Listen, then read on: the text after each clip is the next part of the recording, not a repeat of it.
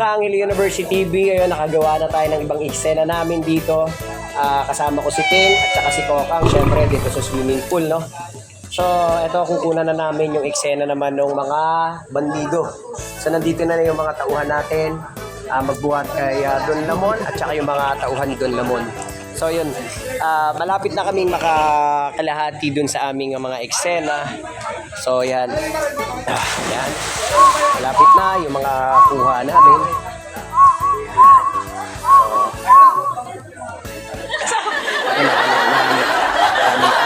Maraming ano rito sa ating resort, no?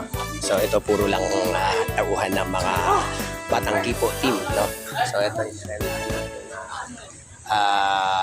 beach resort. Siyempre, nirentahan ng ating sponsor. Siyempre, ang may sponsor namin nito, yun yung may-ari. Sponsor natin. Salamat sa sponsor natin dito. Resort.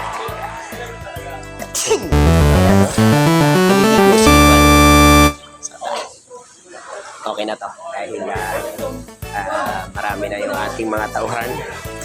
Una na. So, magbibihis na ako. So, Kang, magyabang ka na rito, Kang. Yabangan mo.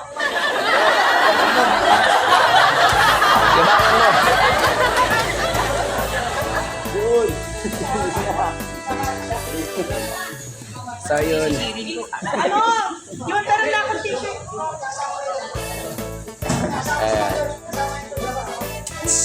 Katanga-tanga si Jun, oh. Tignan mo. Patanga-tanga. Di ba? Patanga-tanga eh.